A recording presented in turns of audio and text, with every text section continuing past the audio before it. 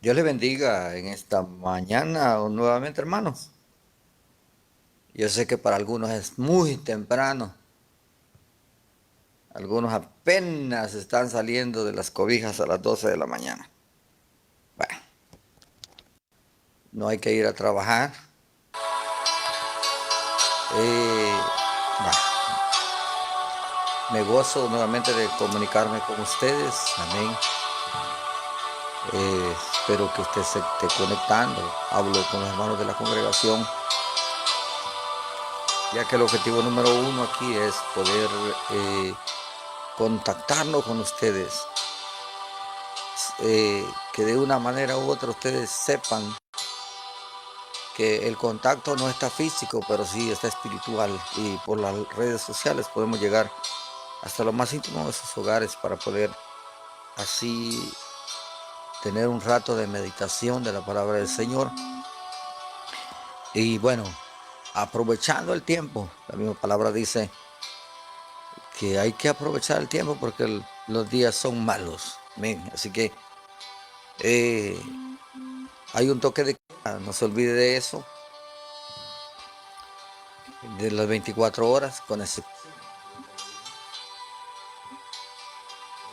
bueno, no lo voy a repetir ahora, sino que hoy pues voy a tratar de no dar mucha información y entrar de lleno a lo que es la palabra del Señor.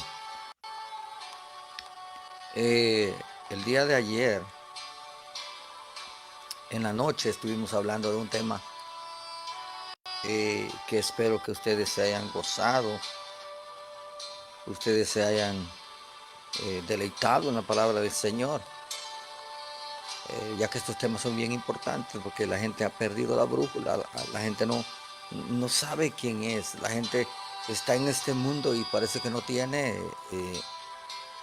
brújula, no tiene un fin, no tiene eh, una meta, sino que está viviendo solo por vivir. Entonces, por eso es la importancia de que sepamos quiénes somos. Amén, ya se están conectando con nosotros los hermanos. Sepamos cómo somos o quiénes somos. Porque como dije ayer, hay un concepto equivocado de quién es el humano y hasta llegan a pensar, la ciencia hasta llega a decir que nosotros venimos de un mono. Y hay mucha gente lo como un animal, pero yo no creo eso. La ciencia enseña eso, que nosotros venimos de un mono. Bueno, hay ellos, pero es verdad que algunos pues tenemos parecido, pero no para el tanto de que yo me vaya a comparar con un animal, que yo vaya a dejar de creer que yo soy hijo de un gran Dios y que un Dios tan poderoso como el Dios me hizo y vaya a creer que vengo de un animal, de una simple casualidad nace un animal y de una simple casualidad o de la evolución nace el hombre. Eso es ridículo, amado hermano, y con respeto a los científicos, porque ellos estudian mucho. Pero esto es para festejar la sabiduría de Dios. El que el hombre se asemeje más, que el hombre crea que viene de un animal y no crea que el Dios Todopoderoso lo hizo, ¿verdad? Entonces en esta mañana vamos a continuar la palabra del Señor. Recuérdese que el tema de este mensaje o de esta palabra es ¿quién es el hombre? Hablamos primero quién era Dios, estuvimos estudiando a Dios, a cómo era Dios y su, bueno, ya en los programas anteriores estuvimos viendo esto y ahora nos toca estudiar quiénes somos nosotros. Y para ello voy a tomar como base siempre el mismo versículo que tomé la noche de anoche. Y es el libro de Génesis, en su capítulo 2, versículo 26. Entonces dijo Dios: hagamos al hombre a nuestra imagen. Mire, pues, amado hermano, usted no se parece al mono, usted no viene del mono, nosotros venimos directamente de Dios. Entonces dijo Dios, hagamos al hombre. ¿Cómo? A nuestra imagen y semejanza. Fíjese, amado hermano, que yo estaba pensando y analizando, ¿cómo es posible que Dios haya dicho que nosotros somos a la imagen y semejanza de Él, si Él de antemano dice que no tiene cuerpo? Cuando nosotros pensamos en la imagen y semejanza, nosotros pensamos en un hombre. Dios no se parece a nosotros, nosotros nos parecemos a Dios.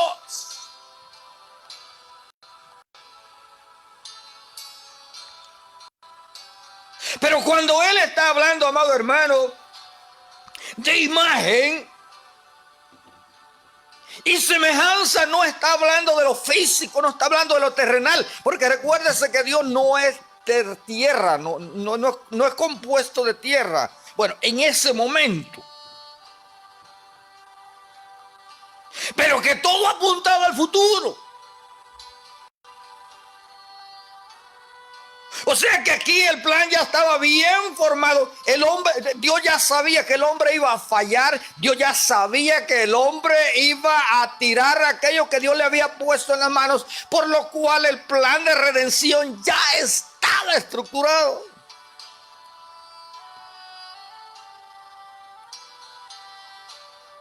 Cuando Él dice que somos a imagen y semejanza de Él, Él estaba pensando en el futuro. Colosenses capítulo 1 versículo 15 dice, hablando de Jesús, recuérdese, amado hermano, que para ese tiempo Jesús no había nacido todavía. Recuérdese, amado hermano, que la persona de Jesús no había nacido todavía.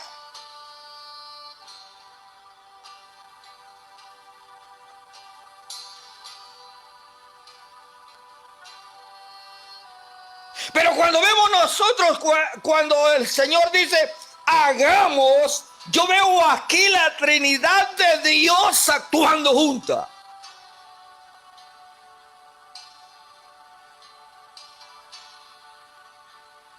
Ahí estaba el Padre.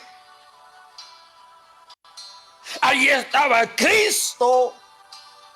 Y ahí estaba el Espíritu Santo actuando, obrando. Una obra perfecta de la Trinidad de Dios.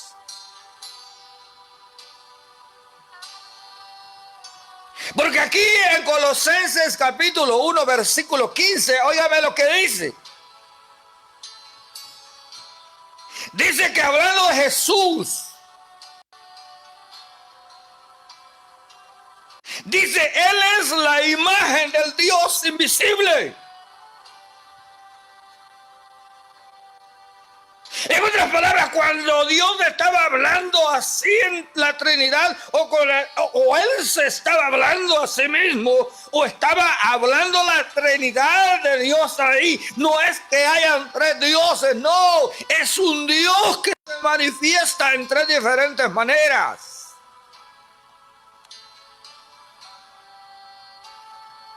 Cuando Jesús viene o nace por medio de una mujer, de una virgen, amado hermano, aquí dice la palabra del Señor que Él es la imagen del Dios invisible.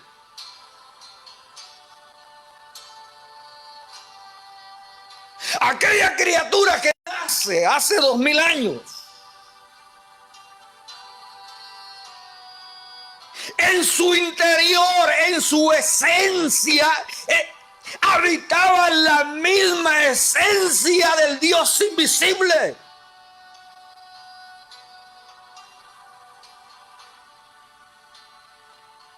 Por mucho tiempo, amado hermano, fue controversia si quién era Cristo, si quién era Jesús. Algunos decían que Jesús era Dios. Algunos decían que Jesús era hombre. Algunos decían que Jesús era mitad hombre y mitad Dios.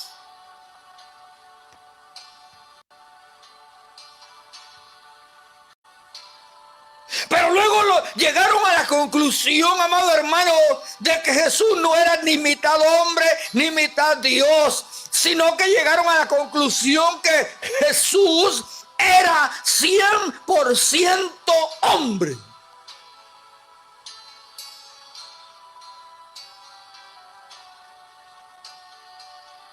Pero que al mismo tiempo, amado hermano, Él es 100% Dios.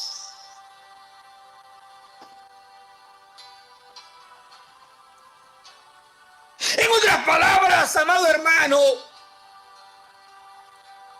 vemos al nacer Jesús que Él viene, el Dios invisible viene a tomar cuerpo humano a esta tierra y nace la persona de Jesús.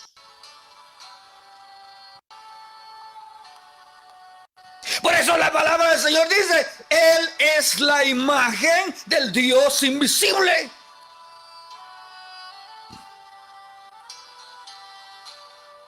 Él es el primogénito de toda la creación.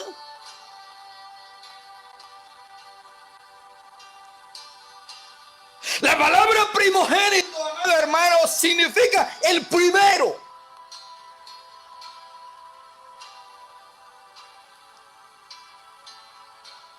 Adán había perdido en el huerto del Edén la brújula, le había dado a Satanás, le había puesto en las manos de Satanás aquello que Dios le había puesto en sus manos.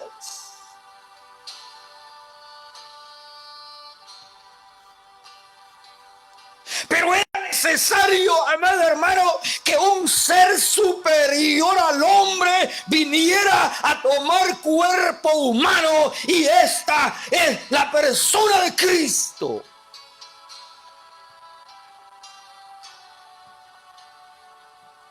Por eso es bien importante que nosotros entendamos que el Jesús que nace allá en Belén hace 2000 años tiene principio. La persona de Jesús no es eterno.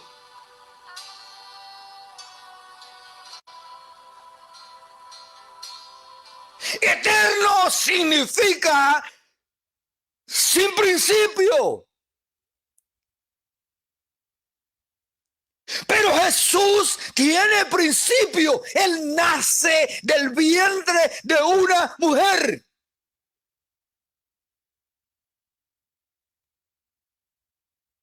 Pero que en su esencia, su interior, era el mismo Dios encarnado en un hombre.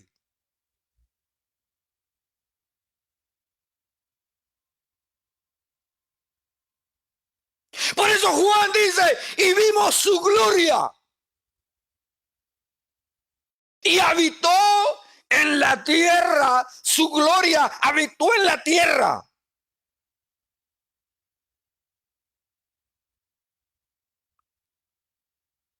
Lo vieron, comieron con él.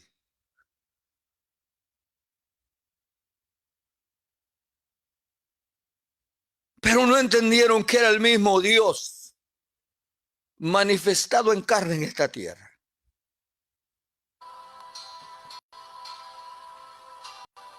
Aquí nosotros vemos, amados hermanos,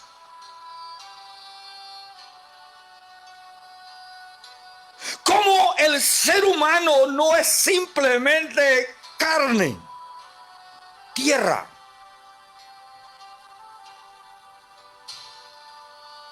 Sino en el hombre habita espíritu, alma y cuerpo.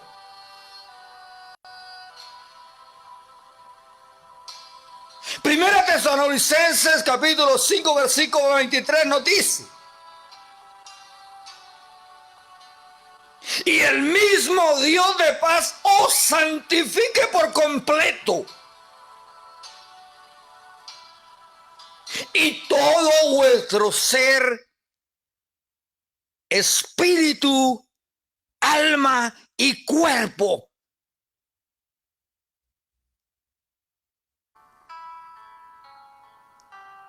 Veamos que aquí, amado hermano, no es simplemente un ser humano el que habita, sino que Dios habita en el hombre por medio del espíritu del hombre.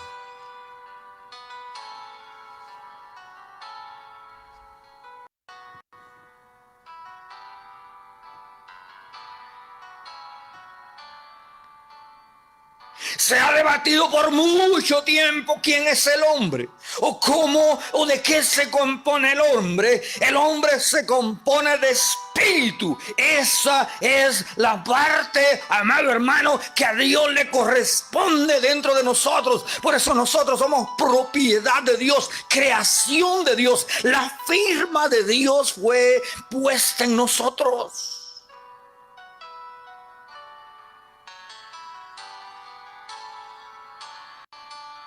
Ve cómo funciona todo esto, amado hermano.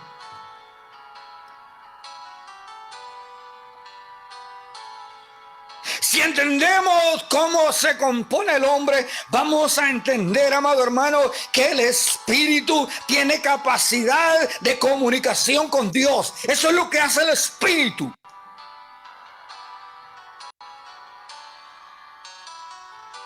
En el espíritu mora la conciencia, la intuición y la comunión.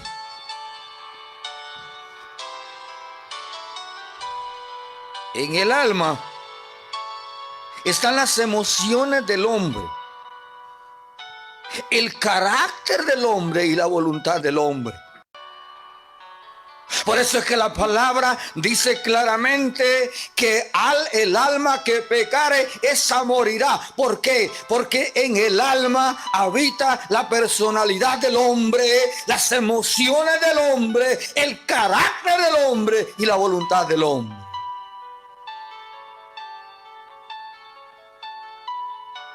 Veamos que cuando alguien se pierde, o cuando alguien, amado hermano, pierde la brújula y no es salvo o no es redimido por Dios, vemos que la palabra del Señor es clara, que dice que el alma es el que va a morir, no el espíritu.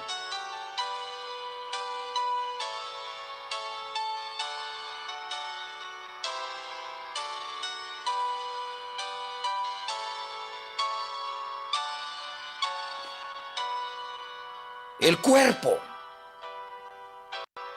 O no hay necesidad de que lo enumeremos o digamos qué es, porque es toda la caparazón del hombre.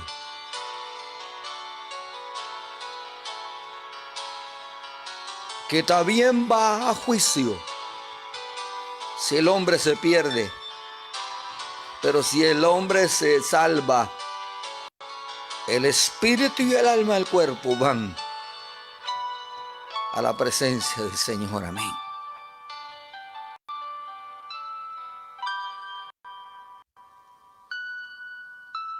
El hombre, amado hermano, fue hecho con un propósito.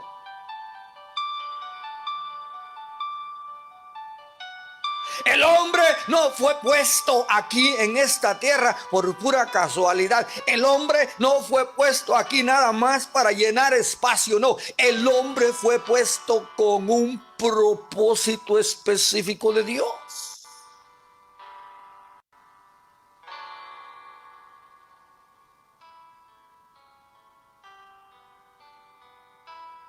Si entendemos este pasaje que estamos tomando como base, vamos a entender que dice la palabra: entonces dijo Dios, hagamos al hombre a nuestra imagen, conforme a nuestra semejanza.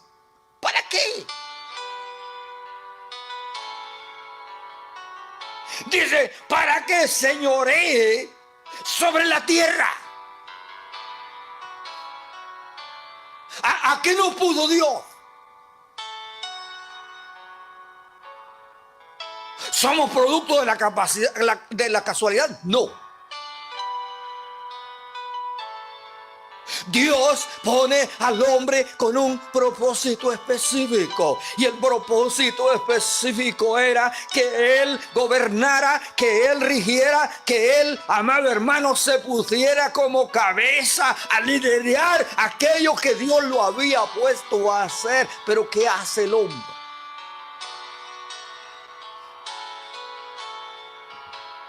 El hombre, amado hermano, viene y pone en manos de Satanás todo aquello que Dios le había puesto en las manos, amado hermano. Por el amor del Señor, el hombre no valoró lo que Dios le había puesto en las manos. Adán deja, amado hermano, a un lado todo aquello que Dios le había dado. Adán, amado hermano, no valoró aquello que Dios había puesto en sus manos y se la dio a Satanás.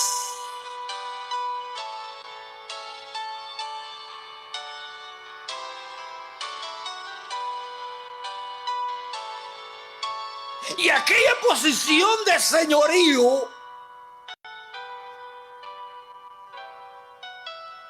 Satanás, amado hermano, la toma porque el hombre se la dio. Por eso era necesario que alguien viniera a rescatar lo que el hombre había perdido, lo que el hombre había desperdiciado, lo que el hombre había despreciado. Por eso era necesario que viniera el Cristo a nacer, amado hermano, de una mujer, y así pagar el precio por aquello que el hombre había tirado a la basura, hermano.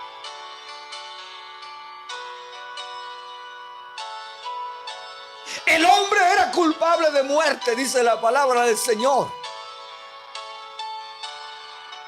Alma que pecare, esa morirá, dice la palabra. Quiere decir que el hombre era condenado a muerte. Ahí no entró solo la muerte física, sino también la ser humano, o la muerte física entra al ser humano, amado hermano. Es una maldición que heredamos. Pero como nosotros, por haber desobedecido, hablo de los primeros padres, de los primeros hombres, amado hermano, vemos que cuando el hombre desobedeció, la muerte se introdujo en él, la muerte entró como herencia a este mundo. Estoy hablando de la física y por lo consiguiente la muerte espiritual también. Nosotros éramos culpables de muerte. Por eso era necesario que viniera Cristo a morir en la cruz del Calvario por nosotros. Ve, amado hermano, que en la cruz del Calvario Jesucristo o Jesús estaba pagando el precio por el pecado de nosotros. Nosotros teníamos que morir, nosotros éramos los que teníamos que ir a juicio, mas Él murió por nuestros pecados.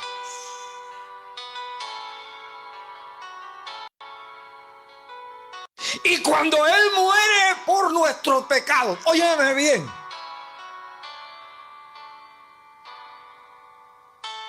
Él nuevamente reconcilia al hombre con Dios.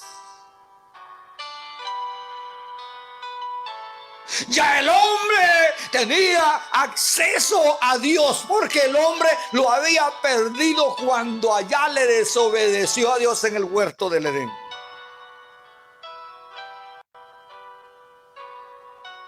Dice la palabra del Señor, amado hermano, que por un hombre entró la maldición, amado hermano, por Adán, pero por Cristo vino la bendición a este mundo. Algunos no comprenden por qué Jesús era necesario que muriese, y eso se lo decía a sus discípulos. El mismo cuerpo vaya a la sepultura, porque la semilla para que nazca debe de ir a la tierra, porque si la semilla no va a la tierra, entonces la semilla no puede producir fruto.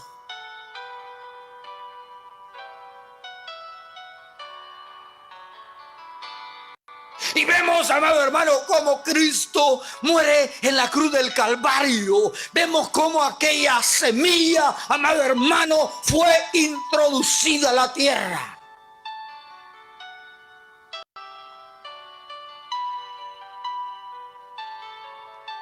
Pero algo estaba pasando. La semilla no iba a morir dentro de la tierra,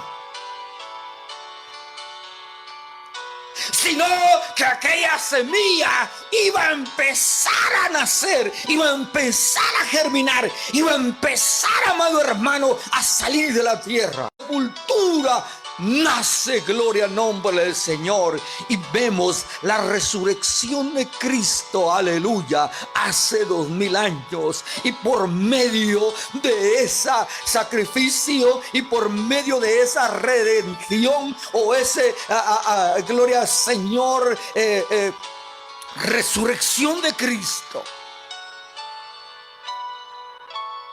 esa relación que se había perdido con Dios, Cristo la vuelve a restablecer.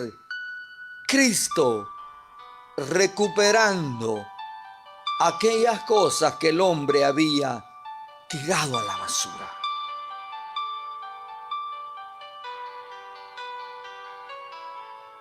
Amado amigo que me escucha, yo no voy a ser extenso ahora, no. Hoy no me voy a llevar en la hora que me he llevado. Voy a ser más corto para que tú puedas ver todo el mensaje, porque yo me he dado cuenta que hay gente que mira parte del mensaje nada más, posiblemente una hora. Perdón, es demasiado tiempo.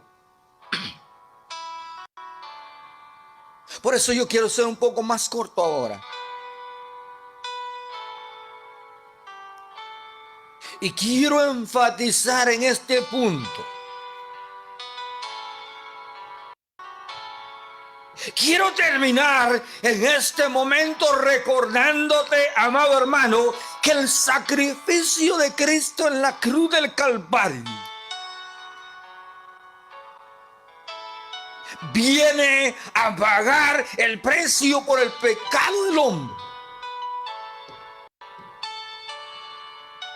Y viene también a darle redención al hombre.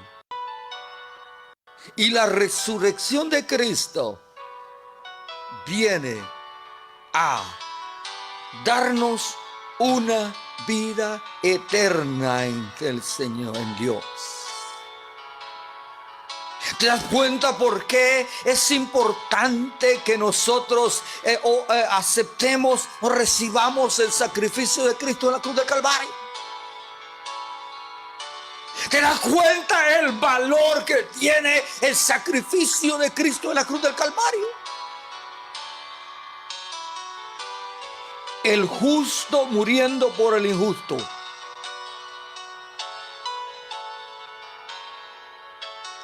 El injusto siendo justificado por el justo.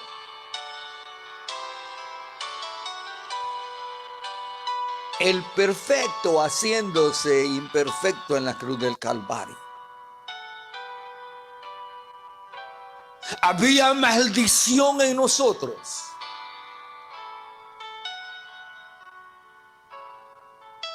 Pero Él se hizo maldito por nosotros.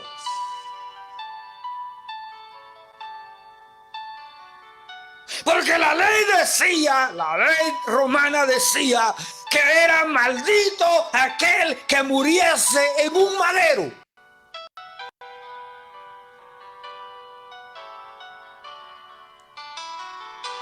Aquella persona que moría en un madero era maldito. Él se hizo maldito para poder pagar el precio por la maldición de nosotros.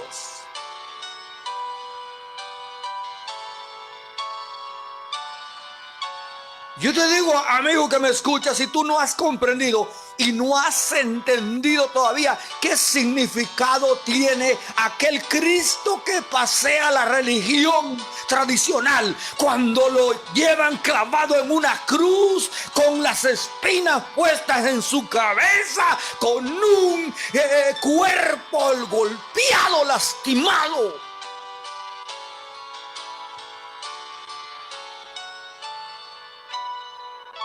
Y lo sacan a pasear cada fin de año.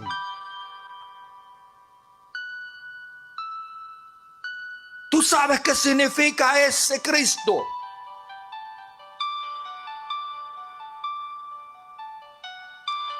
Ese Cristo significa maldición.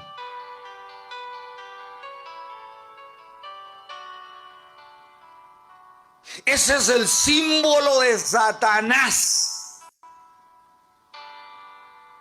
Ese es el símbolo que utiliza Satanás para mostrarle al mundo que él venció a Cristo en la cruz del Calvario. La religión sabe, mucha gente no sabe. Que cuando pasean aquella imagen sangrando y dolorida en las calles, están exhibiendo el Calvario de Cristo. Por eso yo te voy a decir en esta mañana, amado amigo que me escuchas, aquel que no entiende el significado de ese Cristo sangrado que la tradición o la religión, amado hermano, tradicional presenta.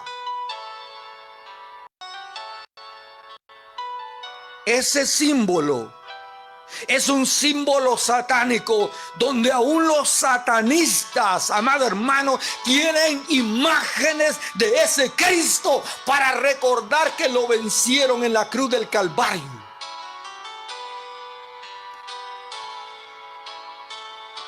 Porque al Cristo que nosotros le servimos no es ese Cristo. Al Cristo que nosotros le servimos no es ese Cristo crucificado, porque si le sirviéramos a ese Cristo crucificado, entonces todavía nosotros no tuviéramos redención.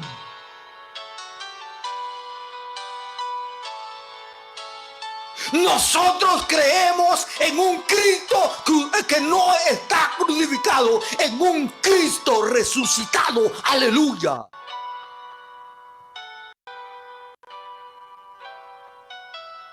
El Cristo de los hijos de Dios no es un Cristo sangrando, sufriendo, clavado en la cruz. Ese no es nuestro Cristo.